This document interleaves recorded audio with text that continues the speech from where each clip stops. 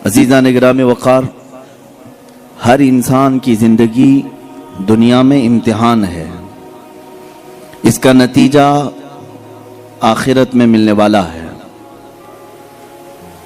اور ہمارے امتحانات جو شروع ہوتے ہیں بلوغیت کے بعد، مرد ہو یا عورت بالغ ہونے کے بعد وہ امتحان کے میدان میں قدم رکھ چکے ہیں،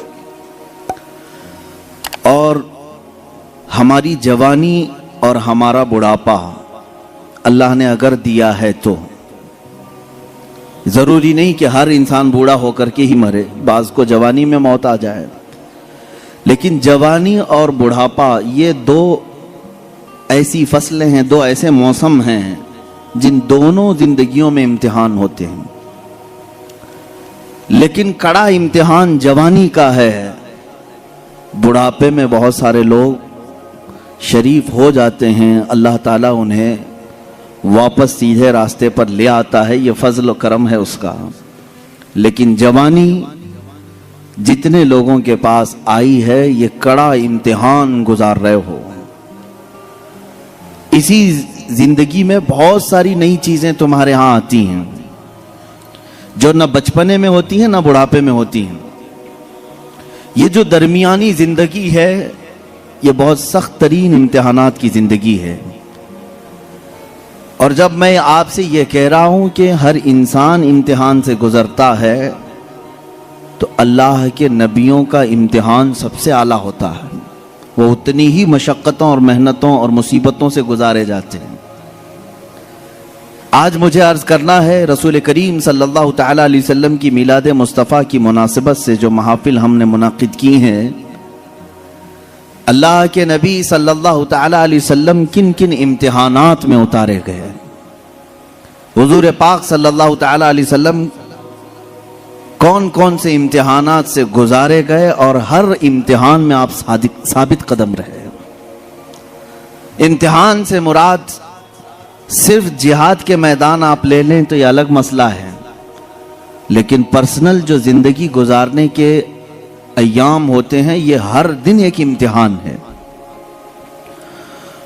ایک بار حضرت ام سلیم رضی اللہ تعالیٰ عنہ فرماتی ہیں، میں قریب سے گزر رہی تھی، حضور صلی اللہ علیہ وسلم کے جسم سے گرمی کی تپش مجھے دور سے محسوس ہو رہی تھی، اتنا گرم بدن تھا کہ میں کافی دور سے آپ کے بدن کے گرمی کی حرارت محسوس کر رہی تھی۔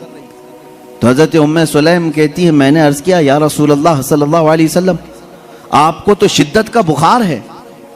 اللہ کے حبیب صلی اللہ علیہ وسلم نے ارشاد فرمایا، ہاں ام سلیم، اللہ کے نبیوں کو جو بھی مصیبت دی جاتی ہے وہ سخت ترین ہوتی ہے، جس چیز سے بھی آزمایا جاتا ہے وہ سب سے ہائی درجے کا ہوتا ہے۔ اگر نبیوں کو بخار بھی آئے تو عام انسانوں جیسا نہیں، بہت شدت کا بخار آتا ہے۔ اگر نبیوں کو زندگی میں کوئی بھی چیز آزمائش کے طور پر دی گئی ہے تو وہ ہلکی پھلکی نہیں، بہت سخت ترین ہوتی ہے۔ اب اللہ کے نبی صلی اللہ تعالیٰ علیہ وسلم کی زندگی پاک کو رب نے قرآن میں ہمارے لیے آئیڈیل بنایا، لَقَدْ كَانَ لَكُمْ فِي رَسُولِ اللَّهِ أُسْوَةٌ حَسَنَةٌ، تمہارے لیے اللہ کے رسول کی زندگی میں بہترین نمونہ ہے اپنی زندگی گزارنے کے لیے۔ اگر اپنی زندگی کسی کی زندگی دیکھ کر گزارنا چاہتے ہو تو سب سے بہترین زندگی مصطفیٰ کریم کی ہے صلی اللہ تعالیٰ علیہ وسلم، کیونکہ میں آتا ہوں آج اللہ کے حبیب صلی اللہ تعالیٰ علیہ وسلم کی ازدواجی زندگی۔ ازدواجی زندگی کا مطلب ہوتا ہے شادی شدہ زندگی۔ یہ پوری زندگی کا کڑا امتحان اسی زندگی میں ہوتا ہے۔ جب تک آپ بیچلر ہیں جوانی پھر بھی محفوظ ہے، یعنی آپ اپنے ہاتھوں میں اپنی زندگی کی باغ ڈور لے کر چل رہے ہیں، لیکن جب کسی کے ساتھ تمہارا عقد ہو جائے تو ایک اور نفس کو تمہارے ساتھ باندھ دیا جاتا ہے۔ تمہیں اپنے جسم کی حفاظت کے ساتھ ساتھ اپنی خاتون کی امانتوں کی حفاظت بھی ذمہ داری میں آ گئی، اس کے پردے کی حفاظت بھی تمہارے ذمہ آ گئی، اس کے چال چلن کی، اس کے اخلاق و تربیت سب کی ذمہ داری تمہارے اوپر آئی۔ یہ تو بہت چھوٹی ذمہ داری ہے جو اسے کھلانا پلانے والے معاملات ہیں، باقی پوری اس کی زندگی جو تمہارے اوپر آئی ایک بڑی آزمائش ہے۔ ایک عورت کے ساتھ تم اس کائنات میں صحیح سلامت زندگی گزار کر جا رہے ہو تو اس کا مطلب ہے کہ ایک بڑے امتحان سے کامیاب ہو کر نکلے ہو. بڑا امتحان ہے. اللہ رب العزت نے یہاں کائنات میں ہر ایک کے لیے جوڑا رکھا ہے، لیکن آپ دیکھیں کیا ہر عورت کا مزاج اپنے شوہر سے مل جاتا ہے؟ نہیں ہوتا. بعض لوگ ہم سے یہ شکایات کرتے رہتے ہیں بنی نہیں رہی ہے اور ناچاکی ہے، نا اتفاقی ہوتی ہے. میاں یہ آپ کے اکیلے کے گھر میں نہیں، ہر مرد اور ہر عورت کے درمیان زندگی میں اونچ نیچ نشیب و فراز آتے ہی رہیں گے. یہ تو مالک ہے پروردگار جو جوڑ کر رکھتا ہے. لیکن دو مزاجوں کو سنبھالنا اپنی زندگی میں، اس کو کہا جاتا ہے کہ آدمی اب میچور ہو گیا ہے. اسی لیے تو حدیث پاک میں ہے شادی سے پہلے تمہارا ایمان آدھا ہوتا ہے، نکاح کے بعد تمہارا ایمان مکمل ہو جاتا ہے. نکاح کے بعد ایمان مکمل. تو بغیر شادی شدہ آدھے لوگ ہو، شادی کے بعد مکمل ہو رہے ہو، میچور ہو رہے ہو. کیوں؟ اس لیے کہ ذمہ داریوں کا بوجھ اٹھانے اور راستہ چلنے کی عادت اسے ہو جاتی ہے.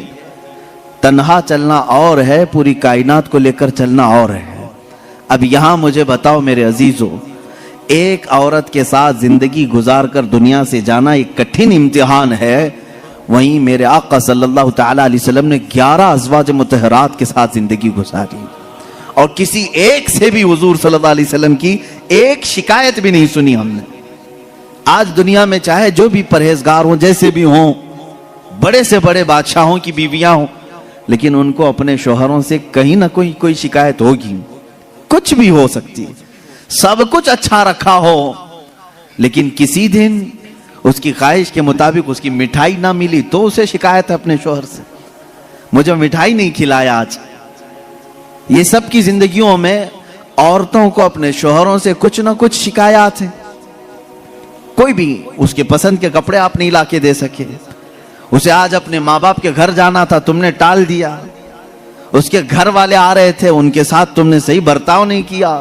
یہ شکایات اپنے شوہر سے وہ رکھتی ہے. قربان جاؤ، یہ 11 بیویوں میں سے سب سے پوچھا گیا رسول اللہ صلی اللہ تعالی علیہ وسلم کی حیات تمہارے ساتھ کیسی تھی؟ وہ ازواج مطہرات کہتی ہیں اللہ کے نبی صلی اللہ تعالی علیہ وسلم نے پوری زندگی میں ہمیں اف تک نہ کہا. ہم غلطیاں کرتی تھیں، خطا کرتی تھیں، لیکن رسول پاک صلی اللہ تعالی علیہ وسلم اسے درگزر فرمایا کرتے تھے. میرے عزیزو، اس کا مطلب ہے حضور صلی اللہ تعالی علیہ وسلم کو ازدواجی زندگی میں بھی آزمایا گیا تو بڑے امتحانوں سے. یہاں ہم ایک بیوی کے ساتھ امتحان میں آئے ہیں، رسول پاک صلی اللہ تعالی علیہ وسلم نے 11 ازواج مطہرات کے ساتھ عدل و انصاف کا پرچم بلند کیا ہے. کوئی ایک بیوی بھی شکایت نہیں کر سکتی. حضور پاک صلی اللہ تعالی علیہ وسلم خود اپنی حدیث میں ارشاد فرماتے ہیں خیرکم خیرکم لأہلہ، تم میں سب سے بہتر آدمی وہ ہے جو اپنے گھر والوں کے پاس اچھا ہو، اپنے اہل و عیال کے پاس اچھا ہو، وہ سب سے اچھا آدمی ہے. ہاں باہر بہت نیک بنتا ہے، اندر جا کر کے ساری شرافت ختم ہو جاتی ہے. ایسے بہت سارے لوگ ہیں، باہر ان کو دیکھا جائے تو ان کے ہاتھ میں تسبیح مسلح سب کچھ ہے، عورتوں کے ساتھ بدتمیزی اور برا سلوک بھی ہے. ایسے کئی لوگوں کی عورتیں بھی شکایات درج کراتی ہیں اور وہ کہتی ہیں کہ ہمارے شوہر کوئی نماز قضا نہیں کرتے، اور پلس یہ کہ میرے پاس جو شکایات آتی ہیں اس میں ایک ایڈنگ یہ بھی رہتی ہے آپ کا کوئی بیان بھی مس نہیں کرتے ہیں. اس کے باوجود ان کی شکایت یہ ہوتی ہے کہ گھر میں ان کا سلوک بہت برا ہے، ہمیں خنزیر کہتے ہیں، ہمیں کتا کہتے ہیں. شوہروں کے متعلق عورتوں کی شکایات ہیں میرے سی. میں پرٹیکولر کسی ایک کو ٹارگٹ نہیں کر رہا، جس کی زندگی میں یہ معاملات ہیں وہ توبہ کر لے. اس لیے کہ میرے آقا صلی اللہ علیہ وسلم نے فرمایا عورت تو عورت ہے، جانور کے ساتھ بھی اگر تم نے برا سلوک کیا تو قیامت کے دن اس جانور کو بھی بدلہ دلایا جائے گا.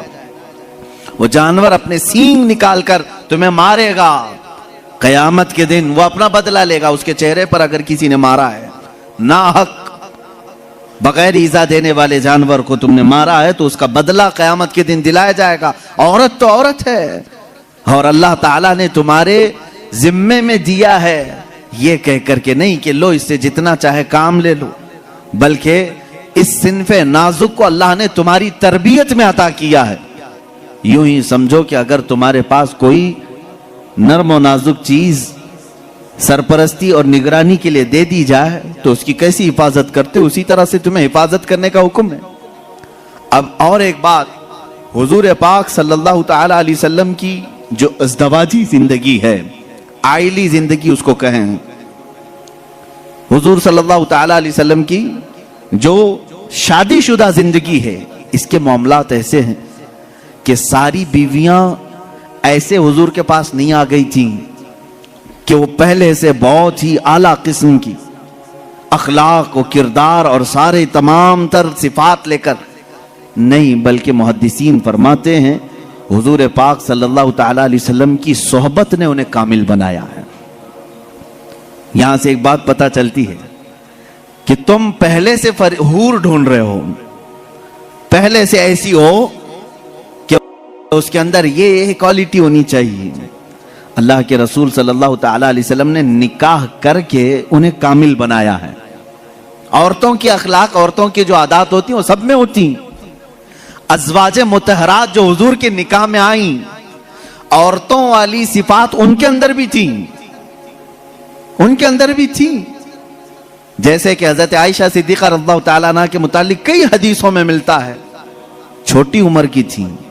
حضور پاک صلی اللہ تعالیٰ علیہ وسلم نے ہر مقام پر ان کی تربیت کی اور انہیں ایک مہ کامل بنایا، بلکہ امت کے کئی صحابہ کا استاد انہیں بنایا. حضرت عائشہ صدیقہ نے اتنی حدیثیں میرے آقا سے روایت کی کہ ہماری آدھی شریعت ان کی روایت کی ہوئی حدیثوں سے چل رہی ہے. لیکن وہ نکاح میں جب آئی تھیں، کئی مرتبہ کے معاملات ہیں.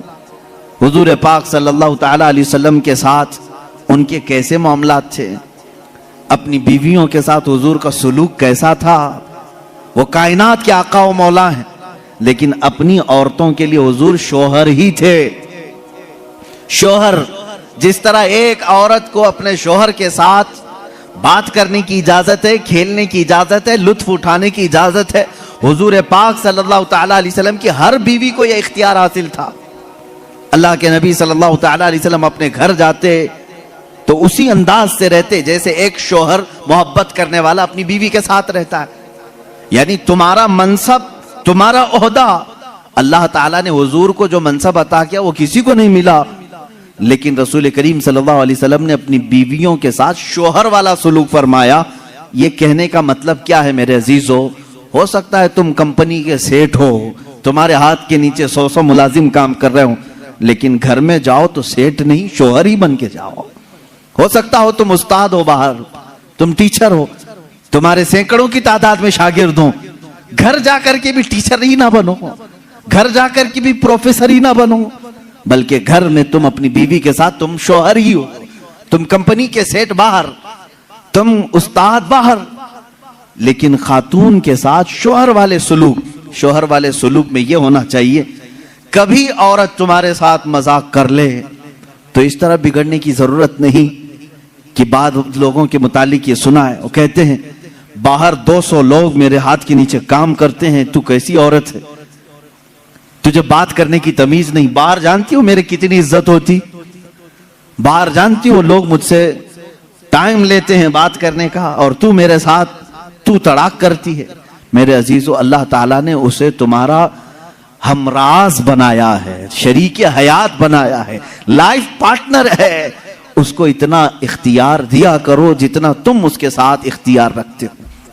یہ میرے آقا صلی اللہ علیہ وسلم کی زندگی پاک، گھریلو حالات کی خوشگوار زندگی حضور کی میں بتاؤں. ماں عائشہ صدیقہ رضی اللہ تعالیٰ عنہ ایک کنواری عورت ہیں، باقی حضور صلی اللہ علیہ وسلم کی ساری ازواج مطہرات جتنی بھی آئیں یا تو بیوہ تھیں یا مطلقہ تھیں. حضرت خدیجہ رضی اللہ تعالیٰ عنہ سب سے پہلے نکاح میں آئی حضور صلی اللہ علیہ وسلم کی. حضرت خدیجہ بنت خویلد مکہ کی مشہور خاتون تھیں، آپ کے اخلاق کی وجہ سے پورے مکہ والے آپ کو طاہرہ کہتے تھے، آپ کا لقب طاہرہ تھا. آپ کا نکاح پہلے ابو حالہ نام کے ایک شخص سے ہوا، ان کے انتقال کے بعد عتیق نامی ایک دوسرے شخص سے ہوا، پھر اس کے انتقال کے بعد 2 شادیاں آلریڈی ہو چکی تھی آپ کی، پھر آپ کی عمر 40 سال کی ہوئی۔ رسول کریم صلی اللہ تعالی علیہ وسلم نے اپنی زندگی پاک میں پہلا نکاح اپنی 25 سالہ عمر میں 40 سال کی بیوہ خاتون سے نکاح فرما رہے ہیں۔ حضور پاک صلی اللہ تعالی علیہ وسلم کا یہ نکاح بڑی سادگی سے ہوا، اور حضور اکرم صلی اللہ تعالی علیہ وسلم پر سب سے پہلے ایمان لانے والی بھی آپ کی شریک حیات خدیجہ رضی اللہ تعالی عنہا ہی ہیں، وہ ام المومنین سب سے پہلے ایمان لانے والیوں میں سے۔ حضور صلی اللہ تعالی علیہ وسلم کی ہر مقام پر وہ سپورٹر رہی ہیں، آپ کی حمایت کے لیے کھڑی رہی۔ حضور اکرم صلی اللہ تعالی علیہ وسلم ان کا دل رکھنے کے لیے ہر ان کی خوشی کا خیال فرمایا کرتے تھے، ان کی خوشیوں کا خیال فرمایا کرتے، اور سیم یہی حضرت خدیجہ کی۔ میں کہتا ہوں شادی سے پہلے ہر نوجوان کو چاہیے کہ میرے آقا صلی اللہ علیہ وسلم کی ازدواجی زندگی کو بھی پڑھے۔ یہ نہیں کہ تم مرد ہو تو ساری خدمات تمہارے لیے ہونی چاہیے اور تم عورت کے لیے کچھ نہ کرو۔ جیسے کہ بعض لوگ جب بھی عورتوں میں خطاب کرتے ہیں، بیان کرتے ہیں، تو سب سے پہلے عورتوں کو یہی بتایا جاتا ہے مرد دن بھر تھکان سے چور چور گھر میں آئے تو تم اس کو مسکرا کر کے استقبال کرو، یہ عورت کے اوپر فرض ہے، تم اس کو مسکرا کر استقبال کرو، اس کی تھکان چلی جائے تمہیں ایک صدقے کا ثواب ہے۔ میرے عزیزو، یہ گاڑی کا پہیہ ایک ٹائر سے نہیں چلتا، تم ساری مسکراہٹ صرف عورت ہی کے اوپر تھوپو گے۔ یہاں پر تمہیں یہ بھی کہنا ہوگا، ہو سکتا ہے کبھی دن بھر کی تھکان عورت کو بھی ہو جو صبح سے شام تک کام کر رہی ہو، تم آ کر کے اسے بھی مسکرا کر کے کہو دن بھر آج تمہیں زیادہ تھکان ہوئی ہوگی۔ ہمیشہ میاں یہ کیوں چاہتے ہیں کہ میری تھکان وہ پوچھے؟ نہ، بلکہ آپ خاتون کی بھی مزاج پرسی کریں، یہ دونوں ٹائر ہیں، دونوں کا بیلنس برقرار ہو۔ میں ابھی بتاتا ہوں، حضور پاک صلی اللہ تعالی علیہ وسلم ہمیشہ یہ فرماتے، اگر اپنی ازواج مطہرات میں سے کوئی ناراض ہو تو حضور انہیں مناتے۔ آپ سوچ رہے ہوں گے کیا دنیا میں کوئی ایسا بھی ہے جس کو حضور سے ناراض ہونے کا حق ہے؟ حضور سے ناراض ہونے کا حق ہے؟ ہاں، صرف بیویوں کو حق تھا جو عام زندگیوں میں ہوتا ہے، لیکن اس ناراضگی کا مطلب رسول سے ناراضگی نہیں، شوہر سے کسی معاملے میں ہو۔ حضور پاک صلی اللہ تعالی علیہ وسلم خود فرماتے ہیں حضرت عائشہ سے، اے عائش، جب تو مجھ سے ناراض ہوتی ہے تو مجھے پتہ چل جاتا ہے۔ حضرت عائشہ پوچھتی ہیں آپ کیسے جانتے ہیں میں ناراض ہوں کہ خوش ہوں؟ حضور فرماتے ہیں جب تو خوشی میں رہتی ہے قسم کھاتی ہے تو یوں کہتی ہے رب محمد کی قسم، اور جب ناراض رہتی ہے تو کہتی ہے رب ابراہیم کی قسم۔ یہ حضرت عائشہ کی عادت تھی، جب گھر میں کچھ باتیں اس طرح سے ہو جائیں تو کہتی ابراہیم کے رب کی قسم میں نے ایسا نہیں کیا۔ حضور فرماتے ہیں جب جب تو ابراہیم کے رب کی قسم کھاتی ہے مجھے لگتا ہے تو ناراض ہے۔ حضور مناتے ہیں، یہ نہیں کہ کائنات کے آقا و مولا سے تجھے روٹنے کا حق کیا ہے۔ حضور پاک صلی اللہ علیہ وسلم نے اپنے گھر میں ایک شوہر والی زندگی بھی گزار کر کے دکھایا ہے۔ ایک مرتبہ حضرت عائشہ صدیقہ رضی اللہ تعالیٰ عنہ گھر میں، حضرت زینب ایک دوسری زوجہ ہیں حضور کی، حضرت زینب بنت جہش رضی اللہ تعالیٰ عنہ آئیں۔ حضرت عائشہ میدے کا شیرہ بنا رہی تھی، آٹے کا ستو جس طرح سے ہوتا ہے میٹھا کچھ بنا رہی تھی۔ جیسی وہ بنا اس میں کچھ خرابی ہوئی ہو یا جو بھی، حضرت عائشہ حضرت زینب کو کھلانے پر اصرار کرنے لگی کہ آپ گھر میں آئی ہیں، یہ شیرہ پورا کھائیں گی آپ۔ حضرت زینب کہہ رہے میرا جی نہیں چاہتا، میں نہیں کھاؤں گی۔